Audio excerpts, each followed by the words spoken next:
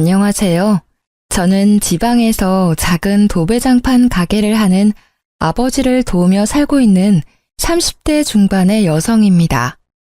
남편은 작은 회사에 다니고 있었는데 경기 악화로 회사가 망해 이직 준비를 한다면서 1년 가까이 허비를 하더라고요.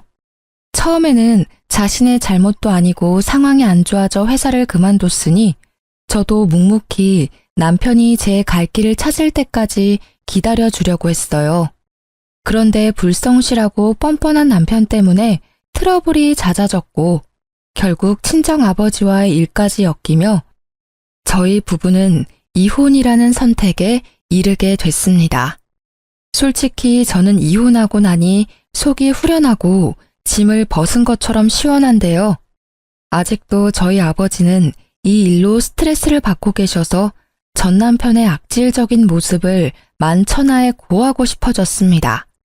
그래서 이렇게 익명의 힘을 빌려 사연을 보내게 됐는데 시간 내어 함께 들어주시면 정말 감사하겠습니다. 남편이랑 저는 친구의 소개로 만나 1년 연애를 하고 결혼했어요. 처음에는 외적인 부분인 부분은 마음에 들었지만 대화를 할수록 재미를 위한답시고 거짓말과 허풍을 떨길래 별로 믿음이 가지 않아서 안 만나려고 했습니다. 그런데 제가 마음에 들었는지 몇 달을 따라다니며 구애를 하는데 어느 순간 진심이 느껴졌고 결국 마음을 열게 되어 결혼까지 하게 됐어요. 지금 생각해보면 제가 처음 느꼈던 촉을 믿고 만나지 말아야 했는데 화려한 언변에 속아 넘어간 것 같아 분하기도 하네요. 어쨌든 저희 부부는 결혼 후에 한동안은 평탄하게 살았어요. 경제적으로 자리를 잡고 아이를 낳고 싶었기 때문에 저는 학교 졸업하고부터 돕던 아버지 일을 더욱 열심히 도왔고 남편도 회사 일을 나름 성실하게 해내는 평범한 모습이었습니다. 그렇게 살다 보면 저희도 아이도 낳고 집도 넓혀가고 여행 가는 재미를 느끼면서 살 수 있을 거라고 막연히 기대를 했었죠. 그런데 남편의 회사가 갑자기 망하면서 저의 소박한 꿈은 물거품이 됐어요. 남편은 원래 무역회사 영업일을 하고 있었는데요. 탄탄해 보이던 회사가 망한 게 충격이 컸는지 이제 영업 말고 평생 할 수 있는 기술을 배워야겠다며 자격증 공부를 준비하더라고요. 그러면서 지게차, 굴삭기, 용접 같은 것들을 알아보는데 저는 직업에는 귀천이 없고 오히려 전문적인 기술을 배우면 오래 써먹을 수 있으니 더 좋은 거란 생각에 완전 찬성했어요. 실제로 저희 아버지도 도배장판 기술로 먹고 사시니까요. 그래서 묵묵히 기다리며 지원을 해줬는데 퇴사 후에 1년이 다 되어가도록 아무런 성과가 없는 겁니다. 보통 자격증 공부를 하면 아무리 실무적인 거라도 필기나 실기 시험도 치고 학원도 다니고 하잖아요. 그런데 제가 일을 다녀오면 항상 늘어난 런닝바람으로 TV를 보거나 캔맥주를 먹고 있으니 답답하더라고요.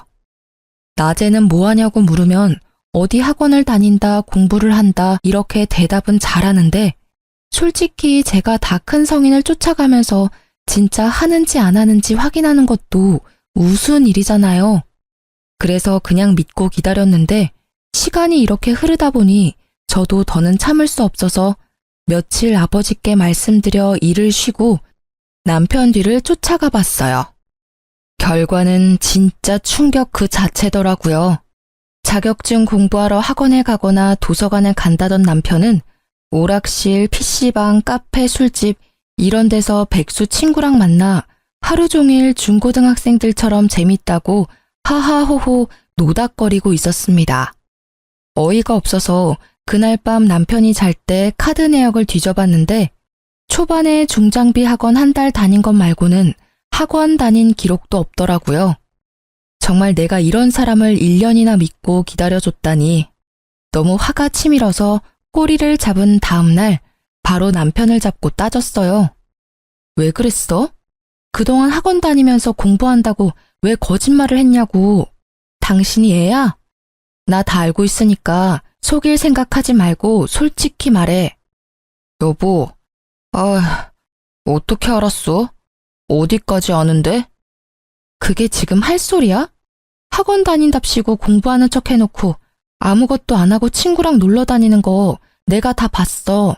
됐냐? 아니 공부를 했는데 자꾸 떨어지니까 당신한테 말하기 쪽팔리기도 하고 그래서 조금 있다가 하자 한 게 이렇게 됐네. 그런데 진짜 내가 일부러 그런 건 아니거든? 나 얼마 전에도 굴삭기 다시 배워보려고 학원 알아보고 있었어. 봐봐. 됐고, 당신 보니까 맨날 첫날 여기저기 돈 쓰러 다니던데 당신 나한테 용돈 받아 쓰잖아. 그래서 맨날 돈 없다고 징징거리면서 그 많은 돈이 대체 어디서 난 거야? 뭐 숨겨둔 비상금이라도 있니? 솔직히 말하면 봐줄 거야? 시끄럽고 빨리 말해. 미치겠네. 사실 나 기본급 올라서 퇴직금을 좀 더 받았거든. 그거랑 연차 안 쓴 거 모으니까 좀 되더라고. 그런데 이 정도는 자기 이해를 해줘야 돼. 요즘 애들도 공부하다가 스트레스 받으면 맛있는 것도 먹고 재미있는 영화도 보면서 좀 풀고 다시 공부하고 그러잖아. 리프레쉬. 몰라? 스트레스 받으면 머리가 더 안 돌아가. 헛소리 말고 남은 돈 지금 당장 다 내놔. 내가 관리할 테니까. 그리고 앞으로 한 번이라도 더 거짓말하면 나 진짜 가만 안 있는다. 아니 내가 벌어서 내가 받은 건데 왜 줘야 하는데. 그래야 네가 맘 잡고 공부를 제대로 하니까. 공부하기 싫어? 그럼 그냥 우리 아빠한테 와서 일을 배워. 기술 배우고 싶다며. 우리 아빠 하는 것도 기술이잖아. 야, 사위가 돼서 어떻게 장인어른 밑에 가서 일을 하냐? 남자가 자존심 상하게. 헛소리하는 남편이 너무 얄미워서 입을 잡아 뜯고 싶더라고요. 그래도 이 화상을 내가 선택했으니 그것도 내 업보다 싶어서 땅이 꺼져라 한숨을 쉬는 걸로 대체했습니다. 아니 남편의 말대로라면 그동안 공부 좀 끼적이다가 잘 안 되면 숨겨둔 퇴직금으로 돈 쓰는 재미를 느끼며 살았다는 거잖아요. 그러니 무슨 공부가 됐겠습니까? 그동안 남편이 갑자기 공부를 하겠다고 하니 답답했지만 제가 쪼으면 스트레스 받을까봐 말도 가려가면서 하고 맛있는 보양식도 해먹이고 뒷바라지라면 뒷바라지를 했어요. 그런데 이렇게 저를 속이고 뒤에서 탱자탱자 놀고 있었다니. 진짜 사춘기 아들을 둔 것도 아니고 왜 내가 이런 고통을 당해야 하나 싶어 욱하더라고요. 이런 제 마음도 모르고 꼴의 남자 자존심 운운하는 걸 보니 아직 철들려면 멀었구나 싶기도 하고 가슴이 답답했습니다. 그런데 저 혼자 이렇게 답답함을 느끼고 있자니 많이 억울하더라고요. 그래서 자기 아들이 세상에서 제일 잘난 줄 알고 있는 시모에게 연락해서 못난 남편의 모습을 까발리기로 했습니다. 욕하면서 제 속도 좀 시원해주고 싶었고요. 그래서 보란듯이 전화를 걸었는데 시모 반응이 대박이었어요. 여보세요? 어머니, 저 너무 속이 답답해서 하소연 좀 하려고요. 무슨 일이냐? 집에 뭔 일 있어? 네. 그 1년 동안 자격증 딴다고 회사 일 안 구하고 공부한 거 아시죠? 그런데 알고 보니까 제대로 공부도 안 하고 맨날 놀고 있더라고요. 진짜 중고딩도 아니고 나이 40 다 되어가는 사람이 이래도 돼요? 저 너무 답답하고 속상해요, 어머니. 아유, 난 또 뭐라고. 우리 아들이 학교 다닐 때 얼마나 공부를 잘했는데 요즘 속이 좀 답답했나 보지. 뭘 그런 거 가지고 전화씩이나 하니? 그냥 믿고 놔두면 제 밥벌이는 다 알아서 할래야. 두고 봐라. 조금 있으면 너 걔 앞에서 이렇게 징징댄 거 후회할 거야. 징징이요? 너무 섭섭해요, 어머니. 아니 저한테 돈 없다 해놓고선 퇴직금 남겨가지고 그 돈으로 오락실 PC방 다니고 있었다고요. 어머니 아들이요. 그러는 동안 저는 뭐 했어요? 맨날 일하면서 없는 돈 쪼개서 어머니 용돈 드리고 필요한 거 사다 드리고 그랬잖아요. 그런데 제가 속이 안 답답하겠어요? 너 지금 나 용돈 준다고 유세 떠는 거니? 어쨌든 우리 아들이 뼈 빠지게 일해서 모은 돈으로 살면서 준 거 아니야. 그리고 네가 온전히 나한테 돈 준 게 몇 번이나 된다고 그러니? 아무튼 우리 아들 크게 성공할 팔자니까 조금만 더 기다려줘. 아유, 속 시끄러워. 끊는다. 어머니, 어머니. 최소한 미안해하지는 않더라도 부끄럽다는 반응은 기대했는데 황급히 전화를 끊어버리는 뻔뻔한 심호에 입이 쩍 벌어졌습니다. 남편은 옆에서 실실 웃으면서 콧노래를 부르더라고요. 요즘 세상에 남편들이 비상금 조금씩은 다 만들어둔다고 하지만 이직 준비한다는 명목으로 퇴직금을 종잣돈 삼아 미래는 아무것도 준비하지 않고 띵까띵까 놀았는데 이런 남편을 저보고 이해하고 더 기다리라니 어이가 없더군요. 그렇게 남편과 냉전 상태로 몇 주를 보냈어요. 제가 도저히 마음이 풀리지 않아 투명인간 상태로 무시하고 남은 돈을 다 뺏었더니 결국 남편도 백기를 들더라고요. 짜증이 잔뜩 섞인 목소리였지만 그래도 고분고분 친정아빠에게 가서 일을 하겠다고 선언을 하는 겁니다. 저는 이제라도 마음먹고 무슨 일이라도 하겠다고 결정을 한 게 그나마 다행이라고 생각을 했어요. 그리고 다른 사람도 아니고 친정아빠랑 같이 일하면 장인어른이 남편의 사장이 되는 거니까 이 사람도 조금 더 눈치를 보고 성실하게 일을 하지 않을까 하고 기대를 했죠. 하지만 그 기대는 말 그대로 저의 착각이었습니다. 지금 생각하면 편안하게 일 잘하고 계시는 친정아빠에게 제가 똥덩어리를 한 짐 데리고 간 거였어요. 저희 친정아빠는 지방에서 작은 도배장판 가게를 했는데요. 규모가 크지는 않지만 제가 어릴 때부터 운영을 해서 단골도 많고 아름아름 소개로도 많이 일을 따고 있었어요. 친정아빠는 남편과 다르게 말없고 재미없다고 엄마가 항상 투덜댔지만 그만큼 소처럼 우직하게 일하는 성실한 분이셨거든요. 내심 깃털처럼 가벼운 남편이 아빠가 일하는 걸 보면서 조금이나마 반성하고 열심히 살아야겠다 라는 마음을 가질 수 있다면 그것도 뜻밖의 수확이라 생각을 했었죠. 물론 처음 며칠은 남편도 이 상황에 적응을 해야 하니 저와 함께 정시 출근, 정시 퇴근하면서 노력하더라고요. 회사 다닐 때 지각을 밥 먹듯이 해서 거의 잘릴 뻔한 적도 있었는데 이 정도면 장족의 발전이다 할 정도로 제 기준이 낮았었네요. 아무튼 아침에 출근해서 아빠랑 같이 재료 보는 방법도 배우고 낮에는 직접 현장에 나가서 막내로 이것저것 심부름도 하고 작업하는 것도 배우면서 차근차근 따라가려고 하는 겁니다. 그 모습이 기특해 보여서 저도 집에 오면 고생했다고 비위도 맞춰주고 외식도 시켜주면서 진짜 아들처럼 부둥부둥 해줬어요. 그런데 저 속이고 1년이나 뒤에서 놀던 사람이 하루아침에 성실맨으로 바뀌기가 쉽진 않았을까요? 조금 시간이 지나고 나니까 일이 힘들다고 투덜투덜대더라고요. 왜 또 죽상이야? 아, 몰라. 너무 힘들어. 진짜 장인어른 왜 이렇게 빡세게 일을 하시냐? 사람이 하는 일인데 휴식 시간도 좀 주셔야지. 이거 봐봐. 나 손에 물집 잡힌 거. 하루 종일 땀 흘려서 기운도 없는데 손까지 말썽이고 미치겠어. 내일 하루 쉬면 안 되나? 어디 좀 봐. 아유, 이 정도 물집은 그냥 약 바르고 한숨 자면 괜찮아. 걱정 마.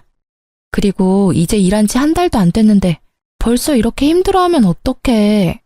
몸으로 하는 일이니까 일단 힘든 건 각오하고 시작한 거잖아. 내가 생각해봤는데 장인어른이 너무 심해. 진짜 네가 하루 종일 천장 쳐다보면서 팔 안 뻗고 있어봐서 모른다니까. 나 팔 떨어져 나가는 줄 알았다.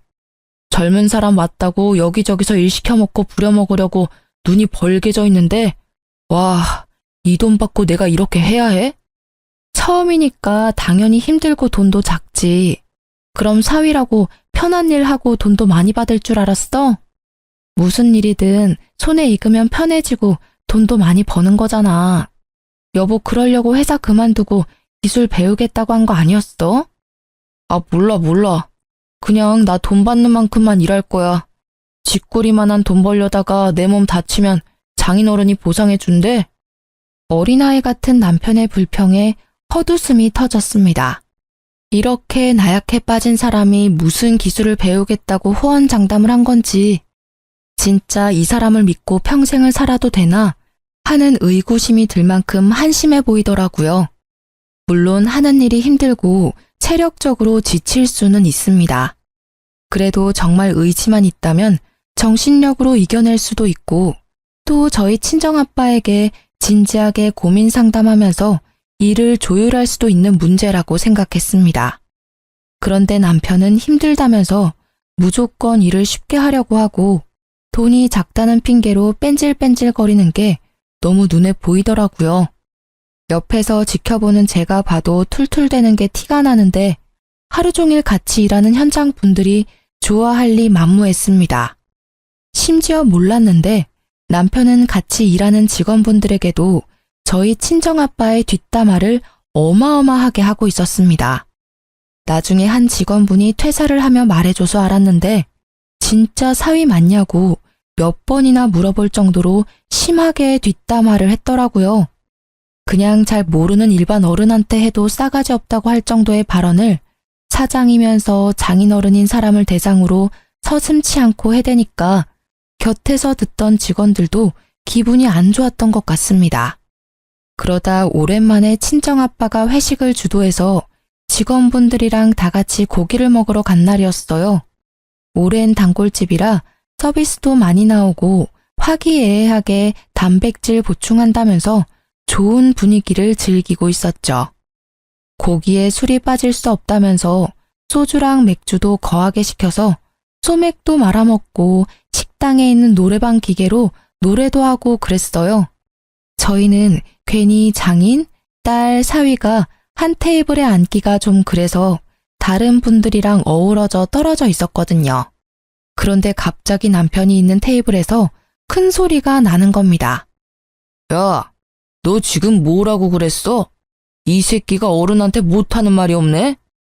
왜 이래요 갑자기? 소리 지르면 단 줄 알아요? 아니 내가 사장님 사위라 해서 가만히 듣고 있었는데 이 새끼 말하는 뻔세 봐라. 그렇게 돈 잡고 일하기 힘들면 그냥 안 나오면 될 거 아니야. 왜 열심히 일하는 사람들 기운 빠지게 물을 흐리고 있어? 누가 분위기를 흐렸다고 그래?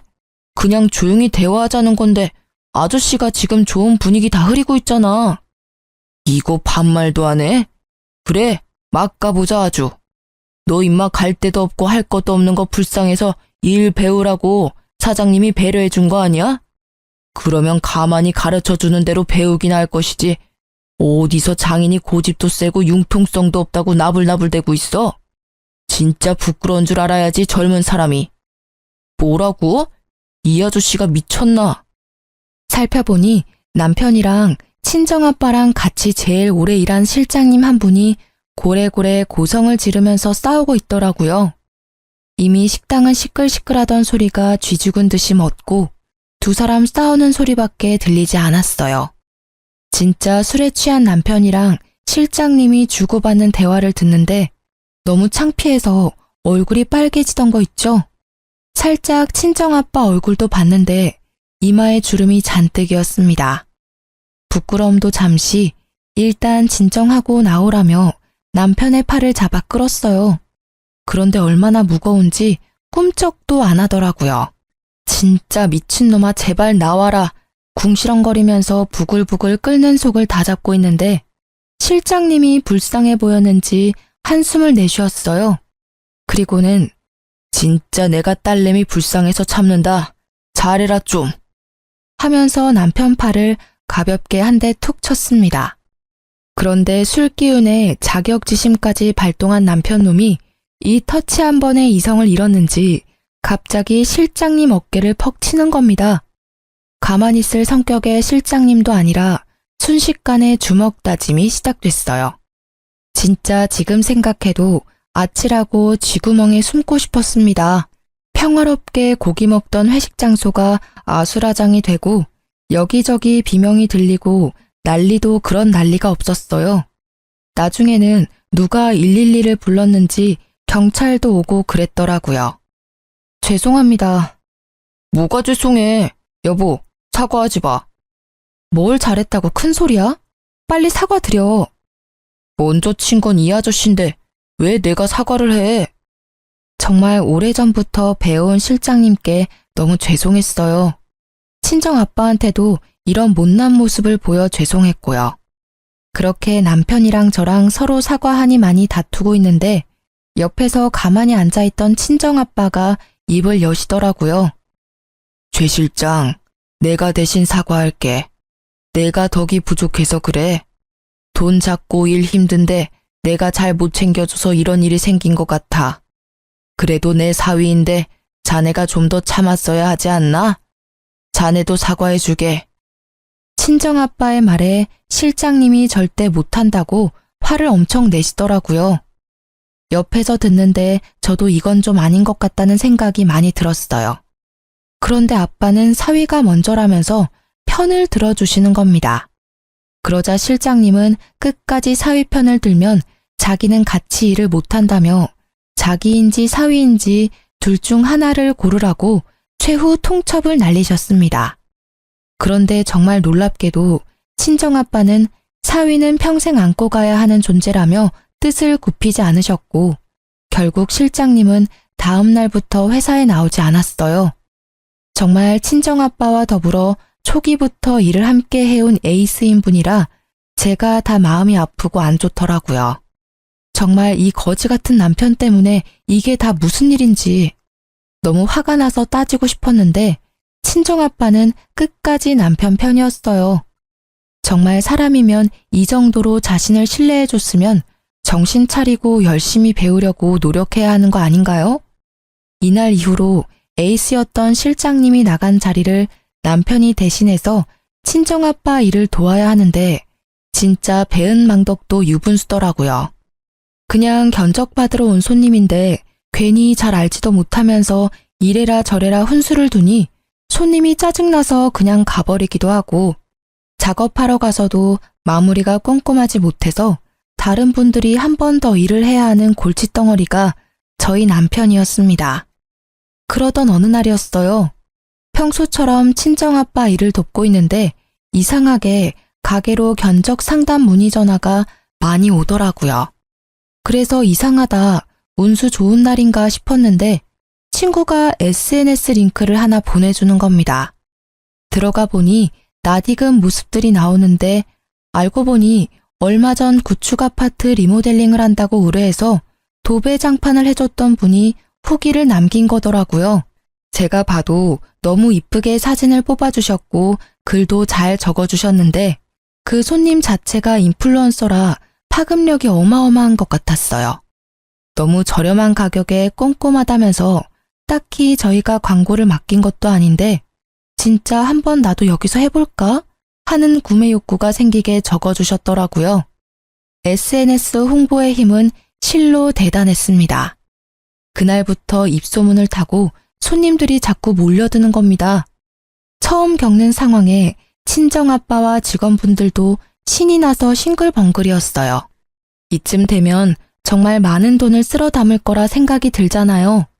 저희도 상담하고 예약을 잡으면서 빼곡히 차는 스케줄이 다 돈이니까 너무 신기하고 행복한 하루하루였거든요. 그런데 어쨌든 이것도 사람이 하는 일이기 때문에 모든 스케줄을 다 쳐낼 수는 없는 게 문제더라고요.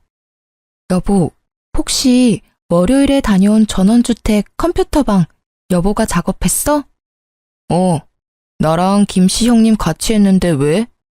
아니, 이상하게 그 방만 되게 울퉁불퉁하다고 다시 해달라고 전화가 와서. 근데 이게 처음이 아니고 사실 요 몇 주 계속 그렇거든. 아, 진짜 짜증나네. 장인어른한테 말해. 뭐가 문제야? 맨날 여보가 한 곳만 컴플레인 들어오니까 내가 민망해서 그렇지. 아, 연습 좀 해. 이러다 애써 들어온 손님들 다 까먹겠어. 연습은 무슨? 일 다 배운 지가 언젠데 우연이겠지. 이거 봐라. 맨날 이렇게 몰아가니까 내가 길을 못 펴는 거 아니야. 그게 아니라 아빠가 안 해도 될 일을 계속 해야 하니까 그렇지. 돈도 돈이고. 아, 모르겠다. 알아서 해. 특히 에이스인 실장님이 나가고 나서 아직 한 명 목도 못하는 남편이 그 자리를 메꾸기란 불가능한 일이었어요. 그래도 이 기회를 놓치긴 아까워서 억지로 남편을 데리고 일을 하니까 친정아빠랑 직원분들이 열심히 해도 능률이 안 나오고 남편이 한 부분만 맨날 이상하다고 컴플레인이 걸리는 겁니다. 그러다 보니 AS 해주고 컴플레인 들으러 다니는 친정아빠만 너무 힘들게 고생하는 것 같아서 죄송스럽더라고요. 이왕 시작한 일 제대로 좀 더 노력하고 연습하면 될 텐데 늘 대충대충 그 순간만 때우려는 남편에게 화도 났고요. 그래도 큰 소리 안 내려고 꾹 참고 있었는데 어느 날 걸려온 전화 한 통에 분노가 치솟았습니다. 평수가 작은 곳이라 남편과 보조하는 분만 간 손님집이었는데 자기가 고른 고급 장판 대신에 제일 싸구려 저가 장판이 깔렸다면서 엄청 화를 내면서 일단 와서 확인을 해보라고 하더라고요. 여보, 어제 2차 아파트 다녀온 거 기억나지? 거기서 와보라고 하는데 뭐 짐작 가는 거라도 있어?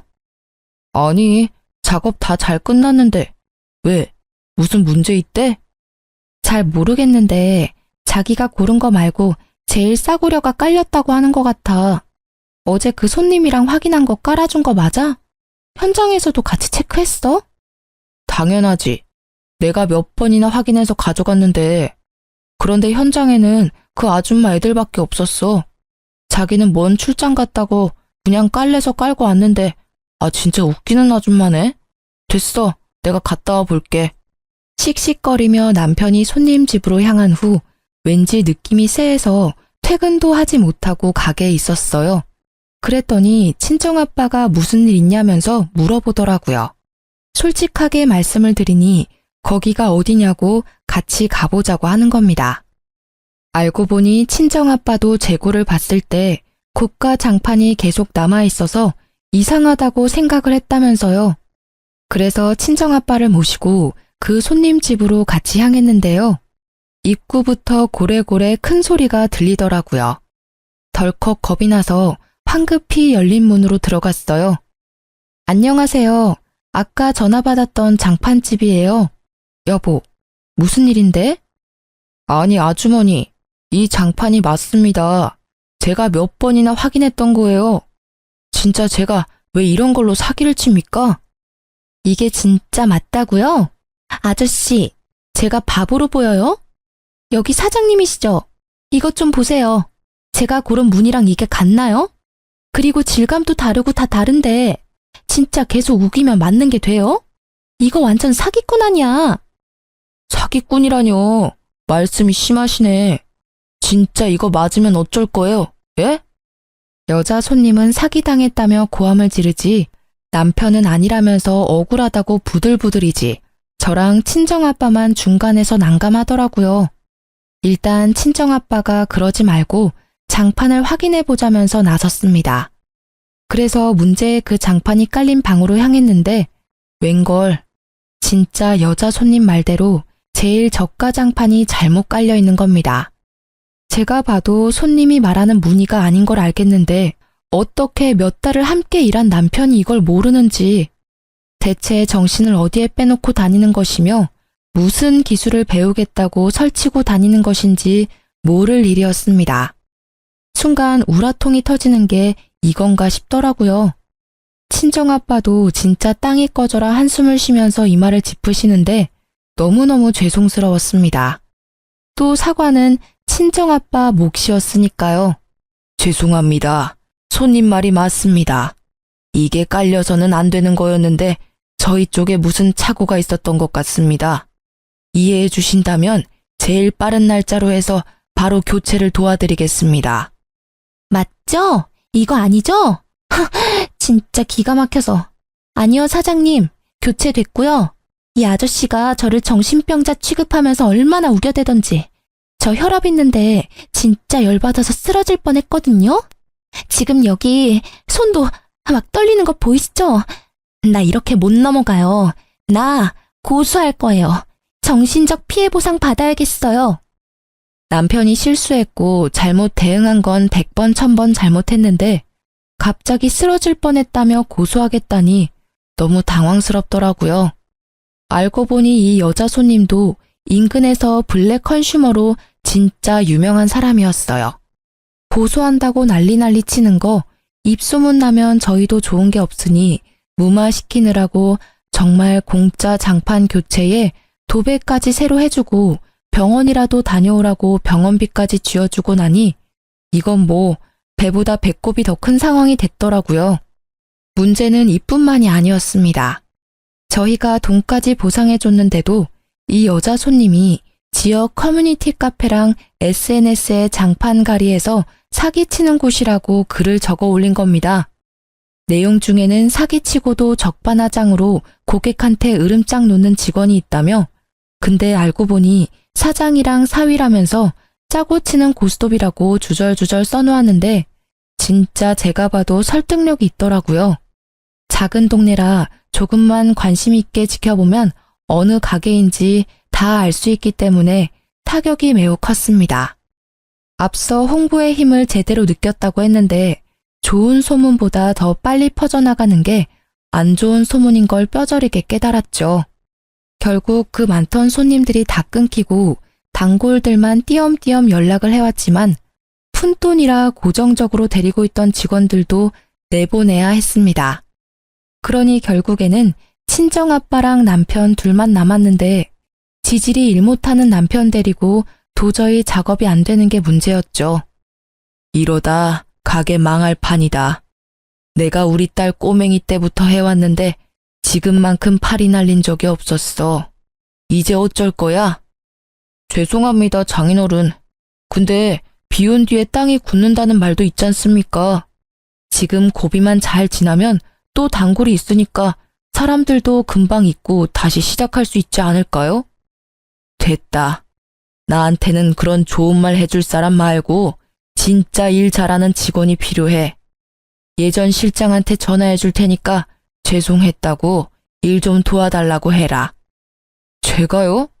장인어른, 저 너무 자존심 상합니다. 그 사람 많은 데서 저한테 화내고 소리치는 거 보셨잖아요. 제가 장인어른 하나뿐인 사위인데 저 욕하는 건 장인어른 욕하는 거예요. 모르세요? 네 자존심이 문제가 아니다. 나는 말만 번지르르하게 하는 사위는 필요 없다. 실장한테 사과 못하겠으면 그냥 네가 나가.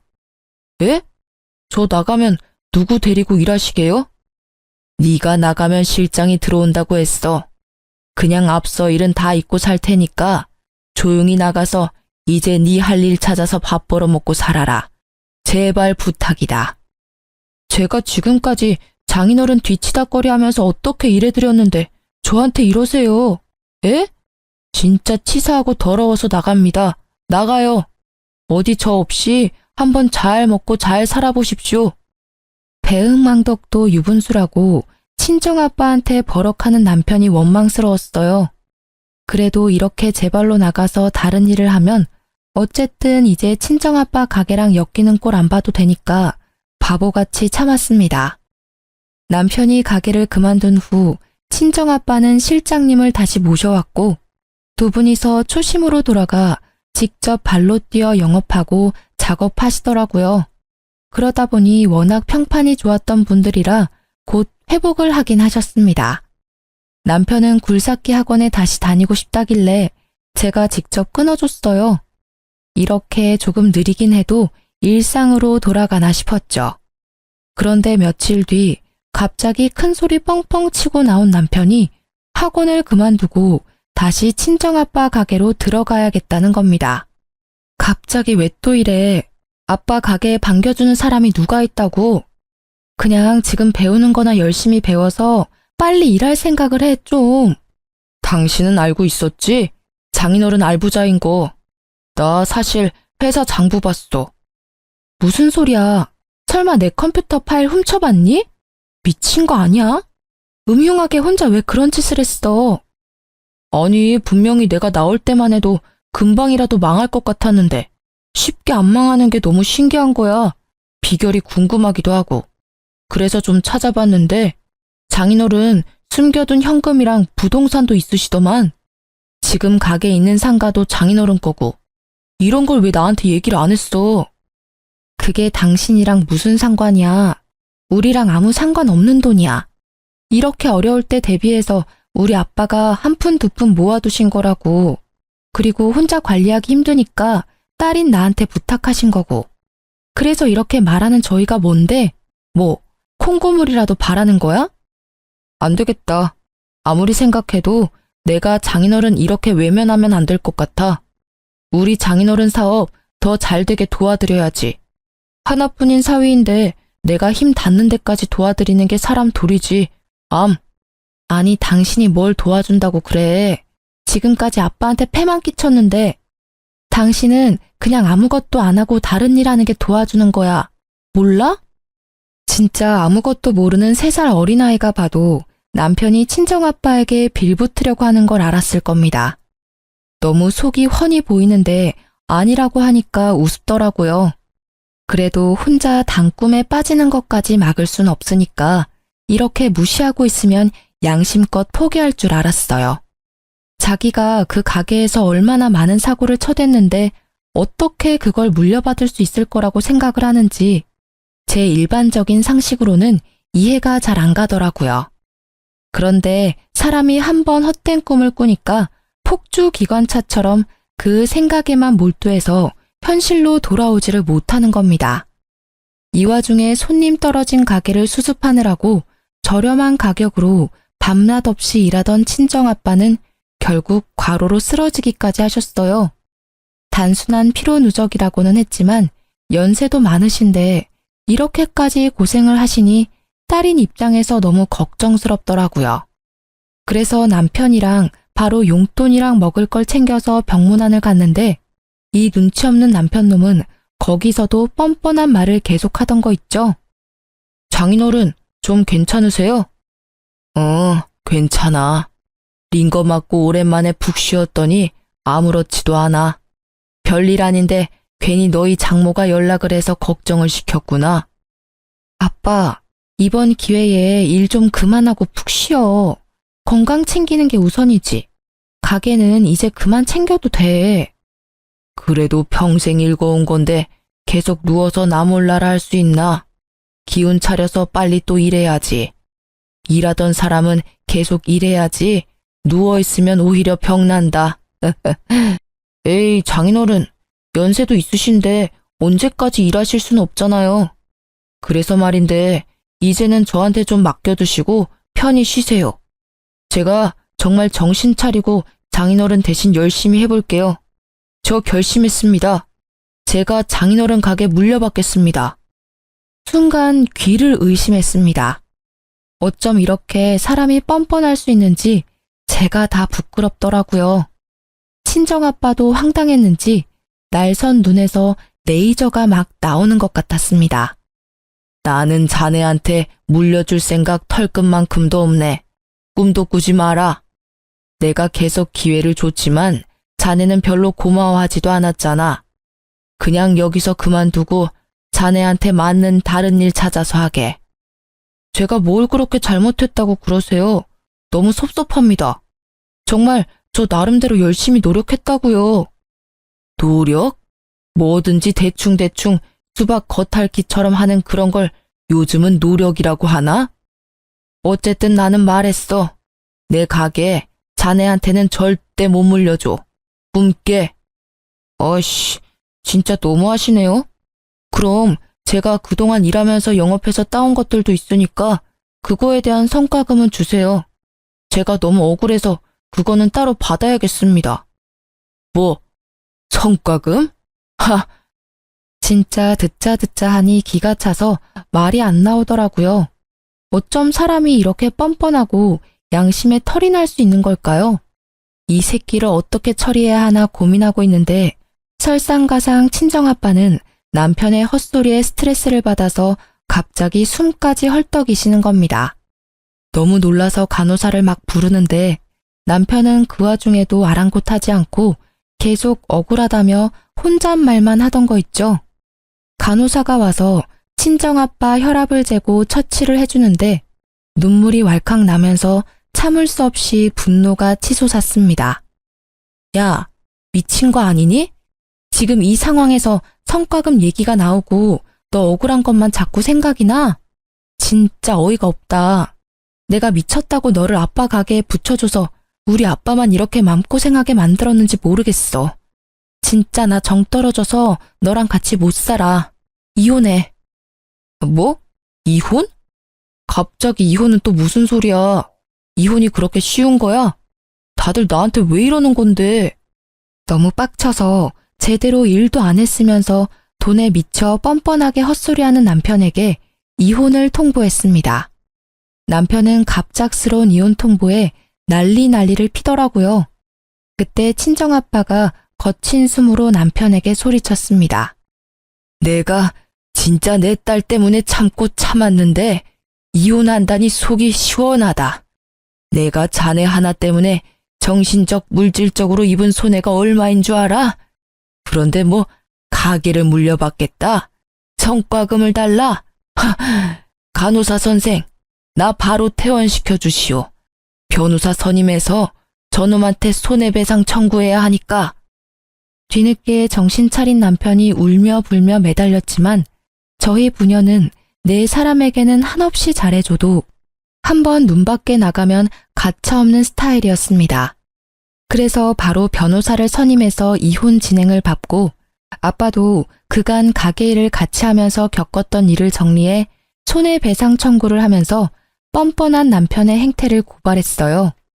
저는 어릴 때 아빠가 들려준 이솝 우화에 햇님과 바람 이야기를 좋아해서 나그네의 옷을 벗긴 건 따뜻한 햇살을 전해준 햇님이라는 걸 기억하고 남편에게도 정말 잘해주려고 노력을 해왔거든요. 그래서 1년 동안 저를 속이고 탱자탱자 놀았던 것도 눈 감아주려 했고 친정아빠가 하는 가게를 무시하면서 마지못해 일하던 것도 이해하려 했어요. 그런데 그렇게 눈 감아주고 이해했던 결과가 이렇게 저와 친정에 빌붙으려고 하는 못난 남편을 만들 줄 몰랐습니다. 솔직히 작은 것에도 감사할 줄 아는 사람이었다면 저와 친정아빠가 이렇게까지 매몰차게 굴지는 않았을 거예요. 오냐 오냐 하며 어쨌든 내 사람이니 품고 가려 했을 겁니다. 그런데 자기를 위한 배려와 존중도 알아채지 못하고 당연시하면서 계속 더 큰 것을 달라고 징징거리는 사람은 도저히 품지 못하겠더라고요. 결국 그렇게 저희는 이혼하게 됐고 저는 친정아빠에게 죄송한 마음에 더 열심히 일을 도우면서 작업하는 것도 배우고 있어요. 처음에는 여자가 험한 일 하면 안 된다고 하시던 아빠도 평생 먹고 살 귀한 기술이니 배우고 싶다는 제 말에 수긍하시면서 오히려 배울 자세가 되어 있으니 체격만 큰 전 남편보다 훨 낫다고 저를 칭찬하시더라고요. 그렇게 사이좋게 부녀가 일을 하고 있답니다. 전 남편은 들리는 소문에 아직 백수라 시모한테 붙어 산다더라고요. 시모는 잘난 아들이 다시 품에 돌아왔으니 기뻐하면서 지금쯤 생활비 한 푼 안 주는 40 다 된 아들 끼고 오손도손 깨볶으면서 잘 살고 있겠죠 뭐. 뭘 해도 잘 될 팔자의 아들이니 저보고 보석을 놓쳤다고 비웃을지도 모르겠어요. 그래도 하나 분명한 건 아들 때문에 1,000만 원을 잃었다는 건데요. 남편은 저랑 이혼하고 친정아빠랑 소송을 진행했는데 결국 사업장에 피해를 입힌 게 입증이 돼서 1,000만 원을 물어주라는 판결을 받게 되었습니다. 그런데 개털인 남편이 갑자기 어디 그런 돈이 있나요? 결국 시모가 아들 앞길 막힐까봐 전세금을 빼서 줬다고 들었어요. 솔직히 그동안 친정아빠가 평생 일궈온 가게 망할 뻔한 거 생각하면 2배, 3배로 받아도 시원찮지만 뻔뻔한 남편과 아들밖에 모르는 시모에게 아주 적절하게 금전 치료해준 것 같아서 속이 후련합니다. 친구들도 모두 제 이야기를 듣더니 이혼 너무 잘했다며 위로해 주더라고요. 앞으로 100세 시대인데 피 한 방울 안 섞인 다 큰 성인 아들을 제가 왜 데리고 살면서 교육시켜야 하냐면서요.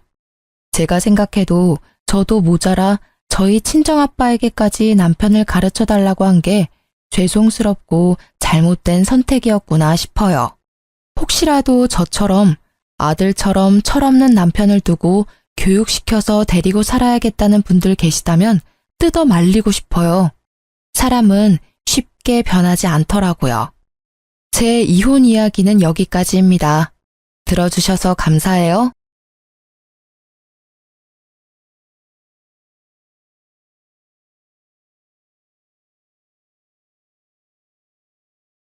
안녕하세요. 최근 몇 년간 너무 힘든 결혼 생활을 하여 답답한 마음에 사연을 보내게 된 곧 40세를 앞둔 30대 후반 여자입니다. 원래 행복하기 위해 앞으로 행복해지고 싶어 결혼을 하는 거라고 생각했어요. 남편과 저 둘만 사랑하면 되는 거라고 생각했지만 우리 부부 사이를 너무 힘들게 만든 사람들이 넘치고 넘쳐서 너무 숨이 턱턱 막혔습니다. 남편과 저를 힘들게 만든 원인은 바로 시댁이었어요. 이 길고 긴 사연을 터놓을 곳이 없었기에 고민 끝에 사연을 보내보기로 결정했습니다. 남편도 사연을 보내는 거에 동의를 하였고요. 결혼하기 전까지만 해도 드라마에서나 봤던 슈월드. 이런 게 정말 현실에도 있을까 궁금했어요. 가끔 어떤 사람들 얘기 들어보면 드라마에서나 볼 법한 막장을 실제로 겪고 있는 분들이 계시더라고요. 저도 결혼하면 그런 일을 겪는 걸까? 그런 의문이 들기도 했었는데 그런 일을 제가 직접 겪을 줄은 정말 몰랐네요. 남편과 저는 정말 많이 사랑하는 사이입니다. 결혼을 하면서도 남편 때문에 제가 힘들었던 적은 전혀 없었어요. 오히려 남편 덕분에 제가 10월달 안에서도 버틸 수가 있었는데요. 어떤 힘든 일이 있어도 저희 부부 사이를 갈라놓을 수는 없었어요. 연애할 당시 남편이 오랫동안 취준생으로 지냈어도 군대를 간다고 했을 때도 저희는 절대 헤어지지 않았어요. 근데 우리 부부 사이에 금이 갈 뻔한 적이 딱 한 번 있는데 바로 시아버님과 남편의 여동생 때문이었어요. 보통 시어머님과 고부 갈등이 많이 생긴다는 말은 들은 적이 있는데 오히려 시아버님과 싸우는 일이 너무 많았어요. 보통 시아버님의 사랑은 며느리라고 하는데 그건 모든 사람에게 해당되는 말은 아니었어요. 남편과 오랫동안 연애를 하면서 이미 알고 있던 사실이 있는데 그건 남편의 집안이 가난하다는 거였습니다. 남편과 연애를 하면서도 집안일 때문에 힘들어할 때가 많았어요. 남편네 집에 좀 힘들다는 것은 예상했지만 이 정도로 힘든 집안일 줄은 몰랐어요. 남편과 결혼을 앞두고 있을 때 모든 상황을 전부 듣게 됐어요. 시댁이 처음부터 가난했던 것은 아닙니다. 남편 어릴 적부터 회사를 운영하고 계셨는데 무리하게 사업을 확장하게 되면서 결국 회사가 망했다고 합니다. 그래서 아버님 앞으로 빚만 억이었는데요. 처음엔 빚이 어마어마하게 많았지만 친척들의 도움을 받아서 엄청 많았던 빚이 1억으로 줄었다고 해요. 근데 1억이란 빚도 엄청 많은 빚이죠. 시어머님은 원래 부잣집 막내딸로 태어나신 분이라서 이제껏 돈 걱정이라고는 해본 적이 없으신 분인데 아버님 때문에 지금껏 돈 걱정을 매일매일 하면서 힘들게 살고 계셨다고 해요. 시어머님이 물려받으신 유산도 아버님이 모두 날렸다고 합니다. 그것 때문에 이혼 위기를 겪었지만 남편을 생각해서 이혼까지는 안 갔다고 해요. 원래 전업주부로 지냈던 분이었는데 마트에서 계산원으로 일하고 계셨고요. 열심히 일을 하면서 빚을 갚는 데에 보탬이 되려고 하는 어머님과 다르게 아버님은 빚을 갚는 데 있어서 크게 노력하지 않는 편이었어요. 아버님이 남들 아버님들과 다르게 연세가 꽤 있으신 편이라서 마땅히 일을 할 만한 곳이 없는데요. 그래도 잘만 찾으면 할 일은 많았습니다. 이제까지 사업을 해왔던 분이라 몸을 쓰는 힘든 일을 하긴 싫어하세요. 그래서 몸이 편하지만 월급이 적은 경비 일을 하면서 돈을 벌고 계셨는데요. 남편이 성인이 되기 전까지만 해도 이 집안의 가장이 바로 아버님이었기에 빚을 갚는 동시에 제 남편과 시누이를 먹여 살려야 하는 게 맞잖아요. 근데 절대 힘든 일을 하지 않으려고 하는 아버님 때문에 남편과 시누이가 굶고 지낼 때가 많았다고 합니다. 어머님은 애들이 불쌍하기도 하고 빚 갚으라는 독촉장이 날라올 때마다 심장이 쿵쾅쿵쾅 뛰어서 이대로는 못 살겠다 싶어서 아버님께 제발 일 좀 하라고 크게 화내신 적이 있었다네요. 어머님이 일하라고 옆에서 말 한마디라도 꺼내면 밥상을 엎을 정도로 극도로 예민하게 반응하셨다고 해요. 지금도 여전히 돈 때문에 자기한테 눈치라도 주면 가장을 무시하는 거냐고 엄청 난리를 치십니다. 남편이 학생일 때까지만 해도 거의 어머님이 혼자 빚을 갚고 있었다고 보면 돼요. 아버님은 거의 한량처럼 일을 하다 말다 했었기 때문에 크게 도움이 되지 않았다고 해요. 어머님 힘으로 혼자 빚을 갚았기 때문에 아무리 열심히 일을 하고 갚아도 빚의 금액이 크게 줄지 않았다고 합니다.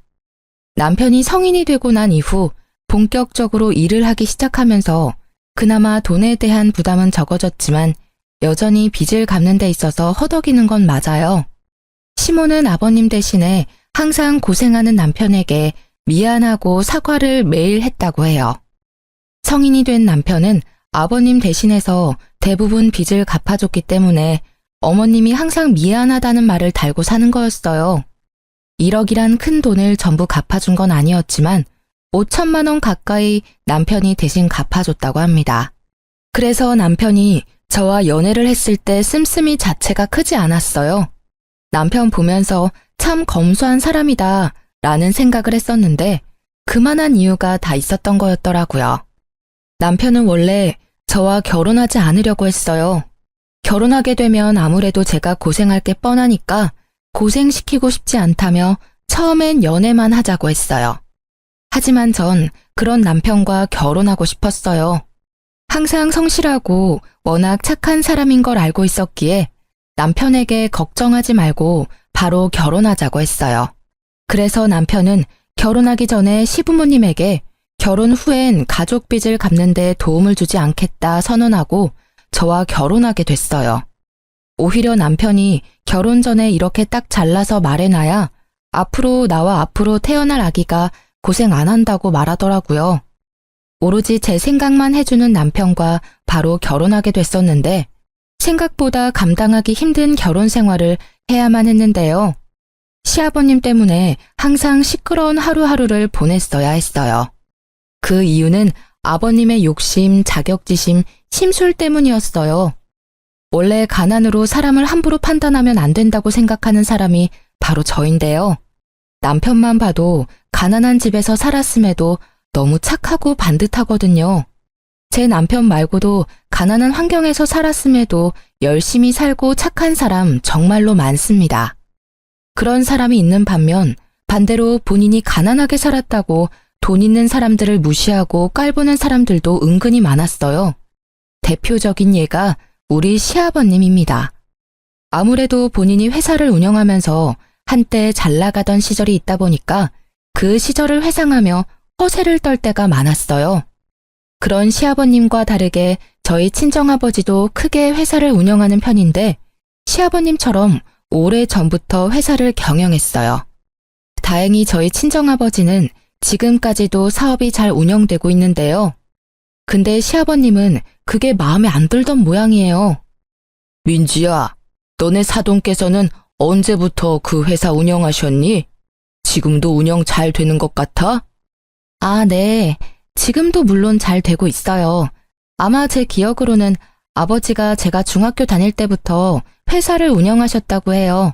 친정 아버지가 원래 처음부터 크게 하지 않고 작게 시작했다고 해요. 직원도 안 쓰고 혼자 열심히 발로 뛰면서 일한 덕분에 이렇게 회사가 클 수 있었다고 하네요. 혼자 힘으로 어떻게 그런 회사를 운영할 수 있었겠어? 그냥 다 운이 좋았던 거지.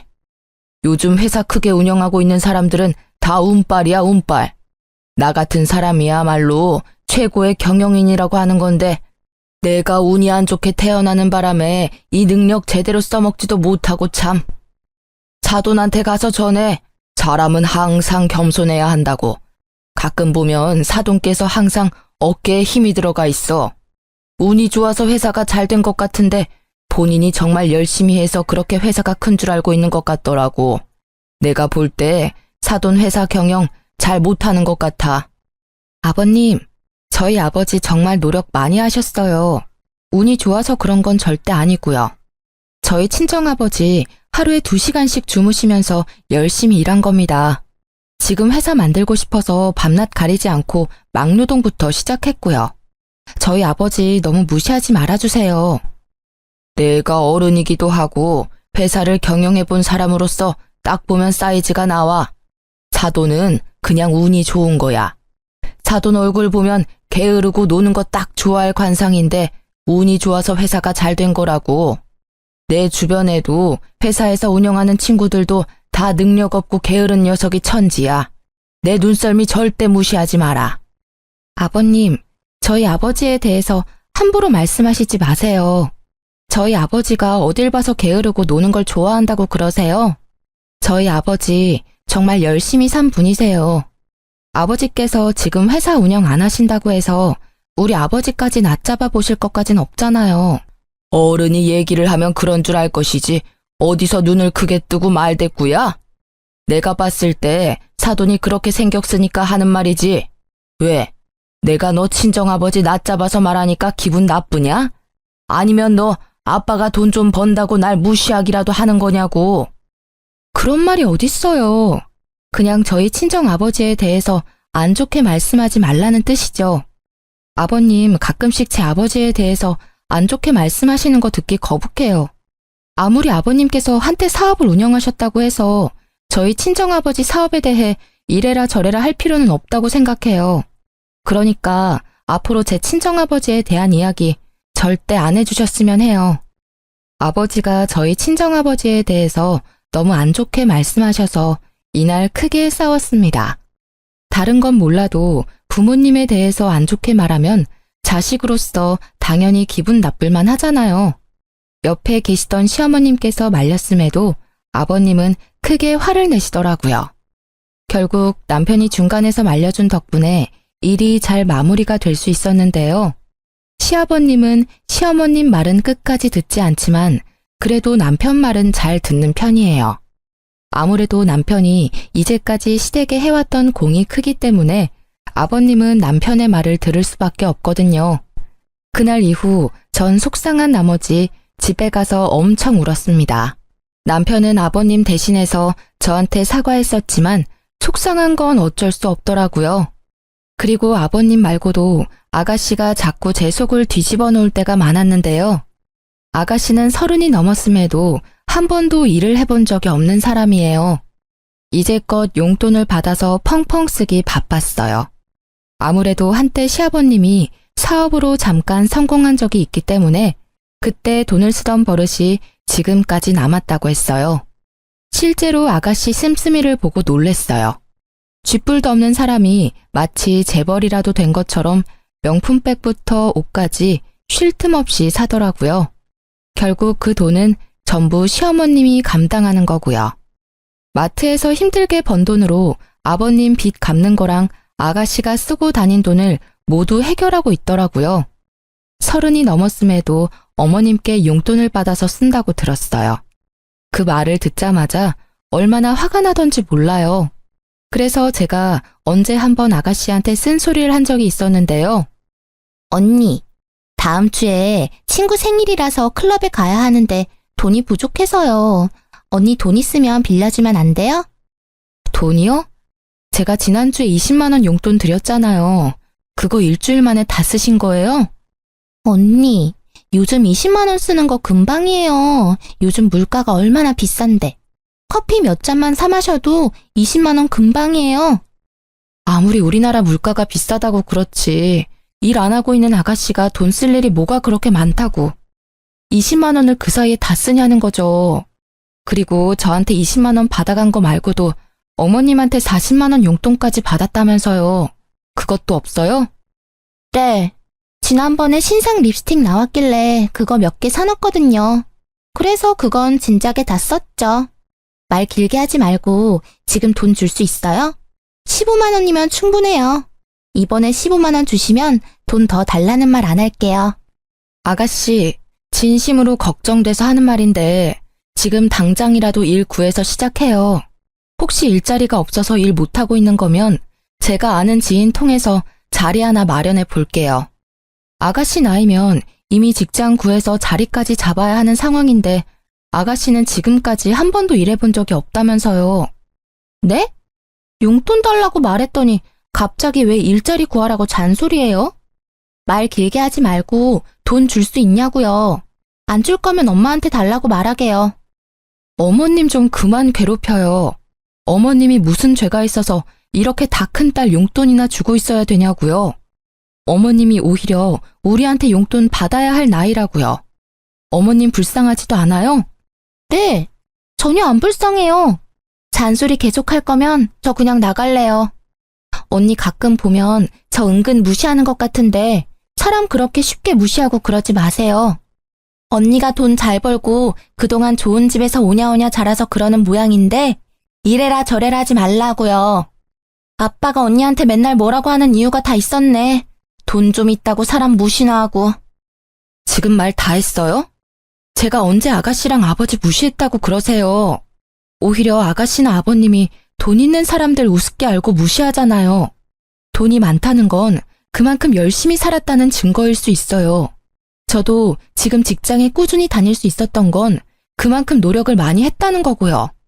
아가씨는 지금까지 뭐 하나라도 열심히 해본 적이나 있어요? 돈이나 열심히 쓰기 바쁘지 벌어본 적은 없잖아요. 지금 이 나이에 이러고 있는 거 정말 한심해요. 이렇게 아가씨와 크게 싸운 적이 있습니다. 아가씨가 이런 식으로 저와 어머님의 속을 뒤집어 놓을 때가 정말 많았어요. 어머님과 데이트를 하기 위해서 카페에 가서 커피를 마신 적이 있는데요. 어머님과 이것저것 대화를 나누다가 알게 된 이야기가 있어요. 아가씨가 어릴 적부터 사고를 엄청 쳤다는 겁니다. 아버님의 사업이 크게 망하고 난 뒤로 반항심이 생긴 시누이는 친구 돈을 훔치거나 마트, 옷가게 등에서 물건을 훔치기도 했다네요. 게다가 조금만 짜증나도 친구한테 시비를 거는 경우도 있었다고 해요. 결국 싸움으로 번지게 됐고 친구의 콧뼈를 부러뜨린 적도 있다고 해요. 그런 시누이 때문에 이제까지 나갔던 합의금만 해도 총 2천만 원 가까이 된다고 합니다. 그 얘기를 하면서 어머님은 우셨어요.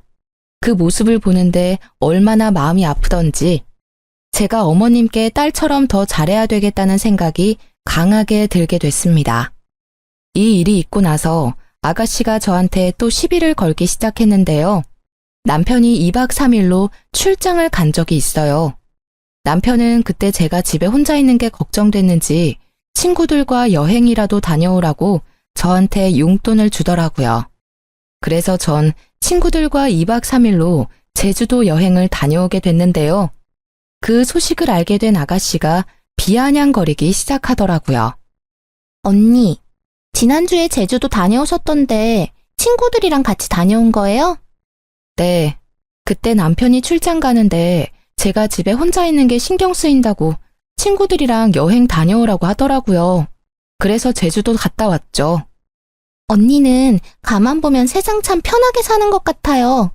남들은 여행 한 번 못 갈 정도로 힘들게 사는데 언니는 팔자 좋게 친구들이랑 여행도 다녀오고 참 좋겠어요. 저 신혼여행 이후로 정말 오랜만에 다녀온 여행이었어요. 그리고 여행 한 번 다녀온 게 팔자 좋은 거예요? 그렇죠. 정말 힘들게 사는 사람은 여행 갈 생각도 못 해요. 그럴 돈도 물론 없고요. 우리 엄마 아빠도 여행 안 간 지 한참 됐을 텐데 그런 우리 엄마 아빠 모시고 다녀오지 그랬어요. 그런 생각은 안 해봤나 봐요? 아, 아가씨. 지난달에 저 어머님 모시고 강릉 여행 다녀온 거 잊었어요? 어머님이랑은 이미 여행 한 번 다녀와서 이번에 친구들이랑 여행 다녀온 거예요. 그리고 제주도 여행 갈 때 어머님이랑 원래 같이 가려고 생각했는데 어머님이 거절하신 거였고요. 제가 알아서 어머님 신경 쓰고 있는데 왜 아가씨가 비꼬고 그래요? 그럼 아가씨는 그동안 어머님 모시고 여행 한 번 다녀온 적은 있어요? 없는데요? 정작 딸내미는 이렇게 집에서 빈둥빈둥거리고 있고 며느리인 저는 어머님 모시는 거 보면 아무런 생각도 안 들어요. 남한테 감나라 배나라 하지 마시고 딸인 아가씨나 어머님한테 잘하세요. 어머님한테 돈이나 뜯어가지 마시고요. 뭐라고요? 말 너무 심한 거 아니에요?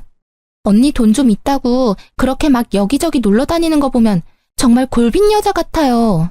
솔직히 언니가 친구들이랑 제주도 가서 남자랑 뒹굴었을 수도 있는 거잖아요. 네? 미쳤어요? 말 그렇게 함부로 할 거예요? 언니처럼 여행, 쇼핑 이런 거 즐기는 거 보면 그냥 된장녀라는 생각밖에 안 들어요. 그럼 아가씨는요? 지금 가뜩이나 어머님 힘드시다고 하는데 어머님 돈으로 명품백 사는 아가씨가 골빈 사람 같고 된장녀로밖에 안 보여요. 저한테 이래라 저래라 할 시간에 아가씨나 일 좀 구하고 돈이나 벌어요. 세상에서 제일 한심한 사람이 바로 아가씨라고요. 아가씨는 제 말이 끝나기가 무섭게 바로 제 머리끄댕이를 잡고 욕을 막 하더라고요. 전 막상 그런 아가씨의 머리까진 잡을 수가 없었어요. 때마침 그때 남편과 시어머님이 집에 들어왔고 욕하며 성질을 내는 아가씨를 말렸어요. 너 지금 새언니한테 무슨 짓이야? 언니가 나보고 골빈년이라고 했단 말이야. 엄마 돈이나 탐내는 사람이라면서. 자기야, 정말이야? 당신이 얘한테 골빈년이라는 말까지 했어? 아니, 내가 여행 다녀온 걸로 아가씨가 나한테 골빈 사람 같다면서 돈 좀 번다고 자기 무시하지 말라고 하잖아. 그래서 내가 아가씨한테 어머님 힘들게나 하지 말라고 말한 게 전부야. 너 언니한테 왜 그런 식으로 말해? 내가 이제까지 너 어떻게 하나 지켜봤는데 너 언니 말대로 왜 엄마 자꾸 힘들게 해? 우리 집 상황 잘 알면서 엄마 도와주지 못할 망정 왜 자꾸 힘들게 하냐고. 너 지금 입고 있는 옷만 해도 몇십만 원 아니야? 지금 너 주제에 이 옷 입어도 된다고 생각해? 오빠까지 1억이야? 가뜩이나 아빠 사업 망해서 서러워 죽겠는데. 다른 애들은 아무렇지 않게 누리는 거 난 바로 못한다는 게 자존심 상한다고. 나도 엄마처럼 궁상맞게 살고 싶지 않단 말이야. 그러면 오로지 너가 번 돈으로 누리면서 살아. 왜 힘들게 번 엄마 돈으로 누리려고 하냐고. 너 앞으로 이런 식으로 살 거면 당장 이 집에서 나가. 너 하나 빠지면 엄마 숨통은 트이겠다.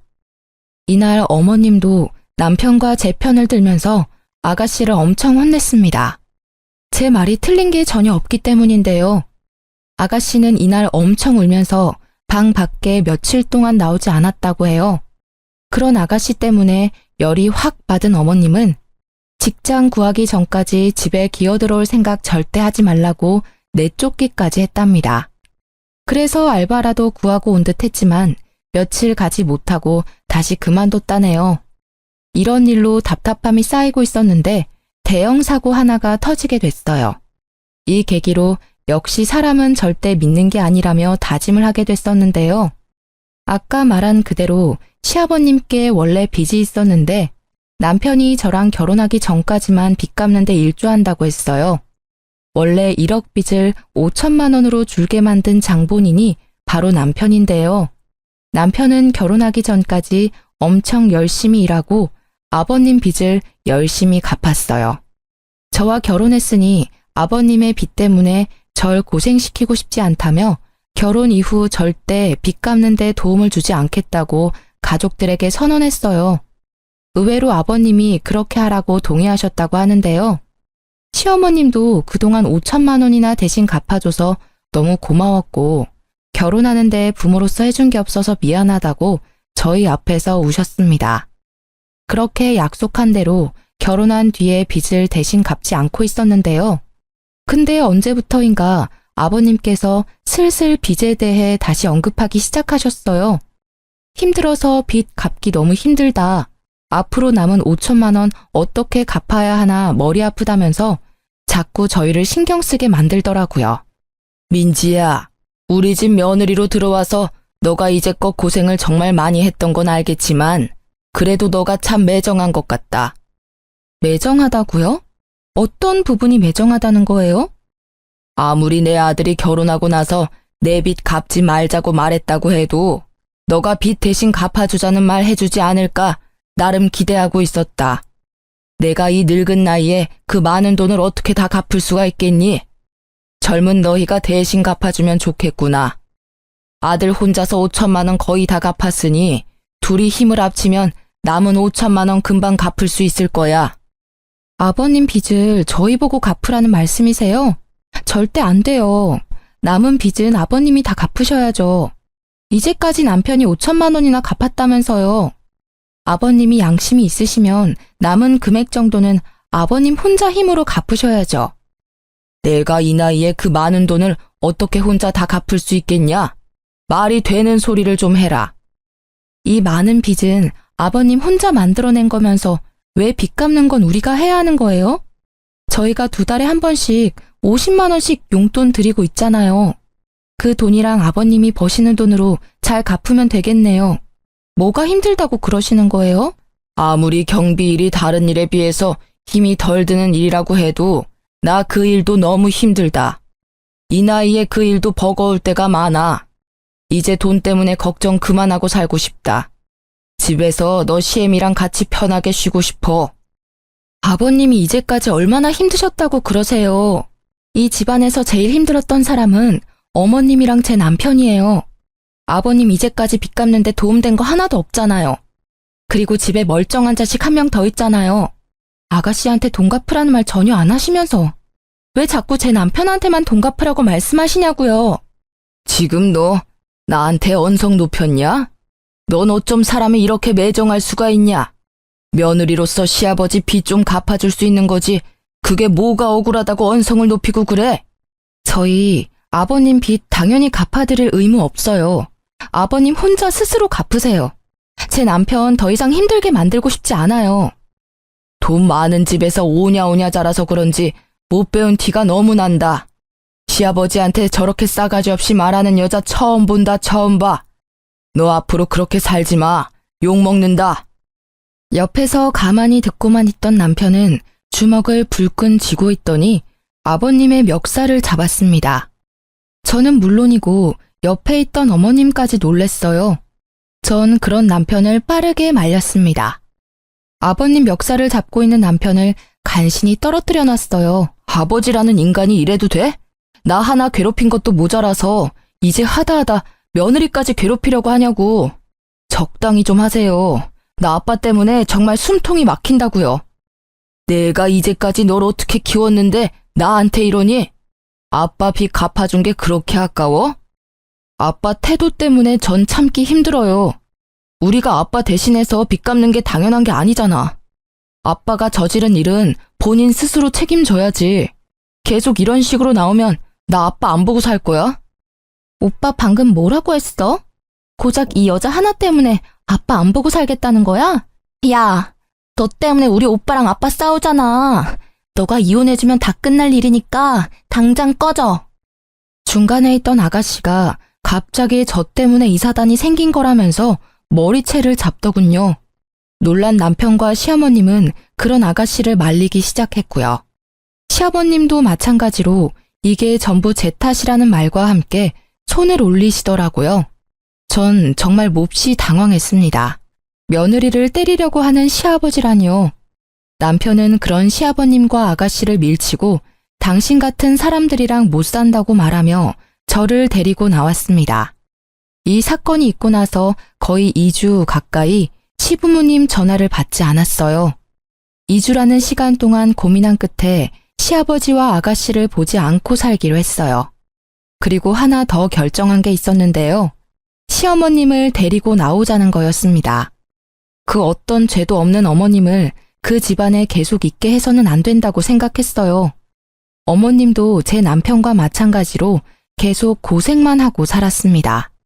그래서 어머님을 따로 뵙고 나서 아버님과 당장 이혼하라고 말씀드렸어요. 어머님은 한참 고민하시다가 알겠다고 말씀하시더라고요. 시아버님께서 저한테 손찌검을 하려는 모습을 보고 이혼해야 되겠다는 결심이 생겼다고 합니다. 어머님이 아버님과 이혼한다면 그런 어머님은 저희가 모시고 살기로 했어요. 어머님은 저희 말대로 아버님께 이혼하자고 통보한 뒤 짐을 싸고 바로 저희 집으로 오셨는데요.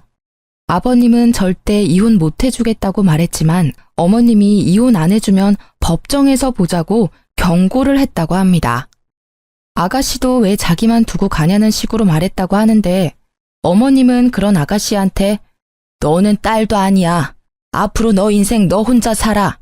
라는 말을 남기고 나왔다고 하네요. 어머님이 집에 나오고 난 뒤 한동안 아버님 전화와 시누이 전화 안 받았습니다. 남편은 아버님께 문자로 이제까지 자신이 대신 갚아준 5천만 원 돈 갚으라고 보냈다고 합니다. 몇 달이 지나고 나서야 어머님과 아버님은 합의 이혼을 할 수 있었어요. 다행인 게 아버님과 어머님이 같이 살고 있었던 집이 어머님 명의로 된 집이었다고 해요. 빚 때문에 아무리 힘들었어도 집이 없으면 더 서러운 법이라며 절대 팔지 않았다고 해요. 시어머님 앞으로 남은 유일한 전 재산인 집을 팔면서 시아버님과 아가씨는 내쫓기게 됐어요. 어머님은 그 집을 팔고 모든 금액을 저에게 주셨습니다. 그동안 못난 시부모 만나서 너무 고생 많았다고 이 돈 저보고 갖고 있으라고 하더군요. 대신 그동안 남편이 아버님을 대신해서 갚아준 5천만 원을 대신하기로 했어요. 어머님 말씀대로 그렇게 하기로 했습니다. 어머님은 아버님과 이혼하면 앞으로 어떻게 살아야 하나 엄청 막막할 줄 알았는데 오히려 너무 속 시원하다며 진작에 이혼할 걸 그랬다고 말씀하셨어요. 그리고 착한 며느리와 아들이 있는 덕분에 이렇게 마음 편히 살 수 있어서 행복하다고 하셨고요. 한순간에 내쫓기게 된 아버님과 아가씨는 한동안 친척 집에서 지냈다고 들었습니다. 아버님은 위로만 형이 4명이나 있는데요. 하도 기생충처럼 돈도 안 내고 집에서 얹혀 사는 시아버님과 아가씨가 얄미웠나 봐요. 첫째 큰아버지께서 당장 나가라고 크게 혼을 내셨다고 하네요. 갈 곳이 없게 된 아버님은 결국 저한테 직접 전화를 하셨어요. 그동안 잘 지냈니? 너무 갑자기 전화해서 미안하다. 무슨 일로 전화하셨어요? 그게 말이다. 지금 나랑 태영이가 지낼 곳이 없어서 며칠 전까지만 해도 너네 큰아버지 댁에 잠시 지냈었는데 집에 나오게 됐네. 혹시 너희만 괜찮다면 당분간 너희 집에서 지낼 수 없을까? 아니요, 안 돼요. 제가 된다고 해도 그이가 허락 안 할 거예요. 그리고 이 집에 이제 저희 부부만 있는 게 아니라 어머님도 같이 지내고 있어요. 당연히 어머님도 아버님이랑 같이 지내는 거 절대 찬성 안 하실 거예요. 태수 태영이 엄마 거기서 지내니? 갑자기 집 팔고 나가길래 어디서 지내는가 궁금했는데 그럼 너 시엄마 잠깐 만나기라도 도와주면 안 되겠니? 나 그 사람이랑 이혼하고 나서 되는 일이 없다. 지금 나 혼자 빚 갚느라 정신도 없고. 아버님, 어머님 만나면 빚 같이 갚아달라고 부탁이라도 하려고요. 적당히 좀 하세요. 당연히 빚 갚는 건 힘든 일이고 아버님이 갚아야 하는 건 더더욱 당연한 일이고요. 고작 빚 때문에 어머님이랑 다시 합칠 생각이면 바로 접길 바래요. 어머님, 지금껏 아버님 때문에 고생이란 고생은 다 했어요. 그러니까 정도껏 어머님 괴롭히세요. 앞으로 저나 어머님, 남편한테 전화할 생각 죽어도 하지 마시길 바라고요. 아버님과 전화를 끊고 나서 아버님과 아가씨한테 번갈아 가면서 전화가 왔었는데요. 제가 하도 전화를 받지 않으니까 아가씨는 온갖 욕을 써서 문자를 보냈더라고요. 그렇게 못되게 살면 천벌 받는다, 시아버지 버리고 살면 지옥 간다 등등 여러 말을 다 하더라고요. 그리고 시어머님은 아가씨와 딱 한 번 통화했다고 해요. 아무래도 자식이다 보니 마음이 쓰였나 봐요.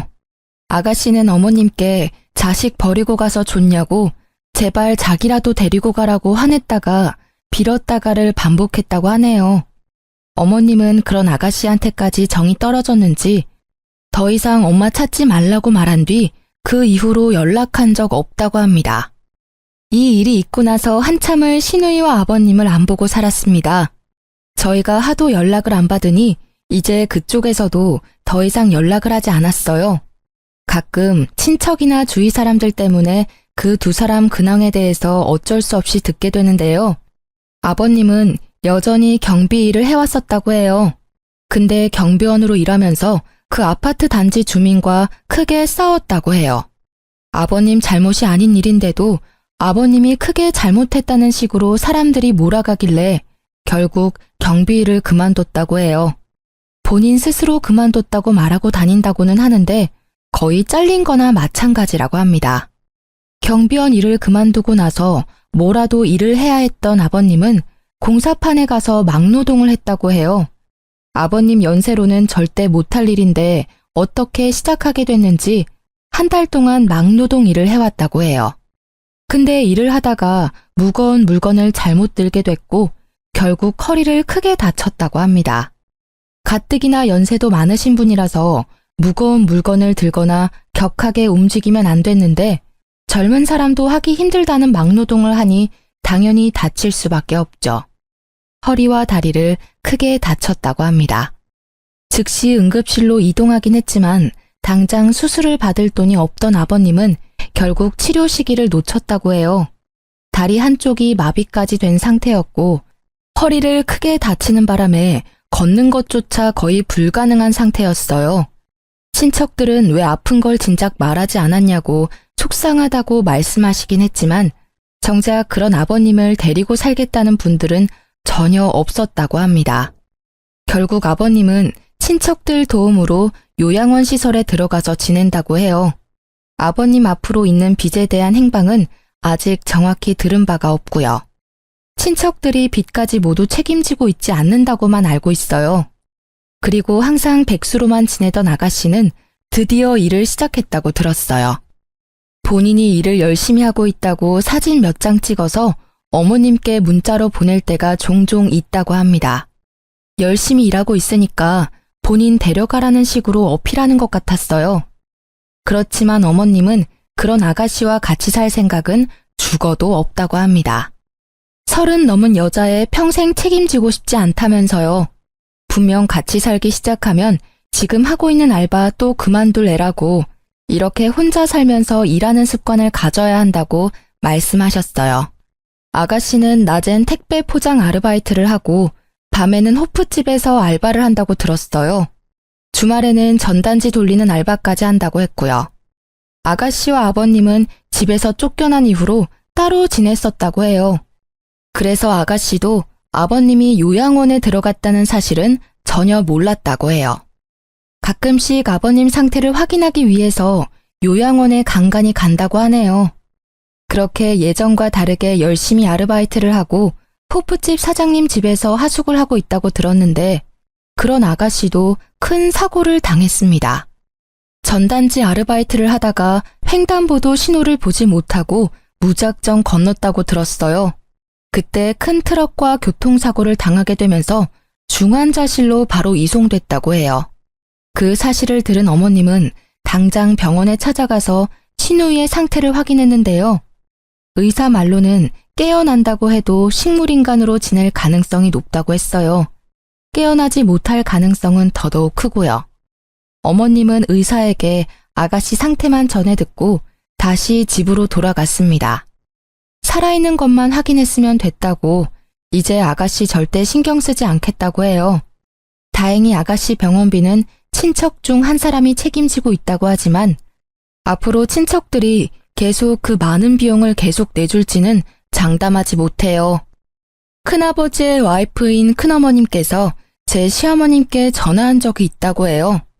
아무리 두 사람이 잘못했다고 해도 어떻게 얼굴 코빼기도 안 비칠 수가 있냐고 쓴소리를 했다고 합니다. 아무래도 친척들이 아버님 요양원 비용, 아가씨 병원비를 모두 감당하려고 하니까 부담이 될 수밖에 없죠. 그런 말을 들은 어머님은 큰어머님께 내가 그동안 그 두 년놈을 데리고 산 것만으로도 감사하게 생각하라고 아무리 죽을 지경에 놓인 사람이라고 해도 절대 신경 쓰지 않겠다고 말했다고 하셨어요. 이미 친척들 사이에서 시어머님은 자식과 남편 버린 호로 잡년이라고 불리고 저는 부모와 자식 사이 끄는 못된 년이라고 제대로 욕먹고 있다고 합니다. 그렇지만 이제껏 아버님과 아가씨가 저희한테 해온 짓이 있기 때문에 미안한 마음이 들지는 않았어요. 남편도 더 이상 그 두 사람한테 신경 쓰고 싶지 않다고 합니다. 어머님도 두 사람 죽지 않은 것만 확인했으면 됐다고 저한테 절대 죄책감 이런 거 느낄 필요 없다고 앞으로 우리 셋만 행복하면 그만이라고 말씀해 주세요. 전 남편과 어머님 덕분에 마음의 무게를 덜어낼 수 있었습니다. 저희 부부와 어머님은 요즘 걱정 없이 셋이서 잘 지내고 있습니다. 가끔 아버님과 아가씨 생각만 하면 마음이 좋지 않지만 두 사람은 이제 신경 쓰지 않기로 했어요. 최근 어머님과 해외여행도 다녀오고 친구분들과 같이 관광여행 다녀오라고 보내주기도 했습니다. 그동안 열심히 돈만 벌었지 제대로 써본 적이 없는 어머님은 자신이 이렇게 편하게 지내도 되는 건가 걱정이 된다고 하셨습니다. 이제 앞으로 예전처럼 빚 때문에 본인 인생 포기하면서 지내지 말고 이제 앞으로 편하게 놀면서 본인 인생 즐기라고 말씀드렸어요. 다니고 있던 마트 일도 그만두셨어요. 어머님이 저희한테 주신 큰 돈도 있기도 하고 저희 부부만 일해도 충분히 어머님 모시고 살 능력이 되기 때문에 어머님께 용돈을 드리며 셋이서 같이 행복하게 살고 있습니다. 가끔 친척분들이 무작정 우리 집에 찾아오는 일이 종종 있기도 했어요. 아버님과 아가씨 때문에 이제껏 나가게 된 돈들 저희 보고 대신 갚으라고 하더라고요. 그 돈 우리가 왜 갚아야 하는지 이해가 안 갔고 동네 사람들 보기에도 민망해서 결국 저희는 다른 동네로 이사 가게 됐습니다. 앞으로 다른 사람들 눈치 전혀 안 보고 살 생각입니다. 어머님도 앞으로 그렇게 살길 바라고요. 그동안 아버님과 시누이 때문에 하루하루 지옥 같았는데 드디어 벗어나게 돼서 정말 행복하다고 생각해요. 그동안 이 지옥 속에서 어떻게 살아야 하나 고민이 엄청 많았었거든요. 어머님도 항상 하시는 말씀이 있는데 이 늙은 시엄마 잘 챙겨줘서 고맙다고 우리 아들 자기 아빠 때문에 평생 고통 속에서 살 뻔했는데 그런 우리 아들도 구해줘서 고맙다는 말을 자주 해주십니다. 저희처럼 시댁 식구 때문에 마음고생 제대로 하고 있는 분이라면 지금이라도 본인 인생 찾으러 나가길 바래요. 아니면 지금이라도 본인이 하고 싶은 말이라도 하고 살아야 한다고 생각합니다. 평생 참고 살면 그게 마음의 병을 만들고 오히려 상황을 악화시키는 일로 나중엔 일이 더 커지게 된다면 더 이상 손을 쓸 수도 없다고 생각해요. 그러니 저처럼 시댁 식구 때문에 힘들게 살고 있는 분이라면 지금이라도 용기를 가지고 본인이 하고 싶은 말들 당당하게 하며 살기 바랍니다. 지금까지 저의 이야기 들어주셔서 감사합니다.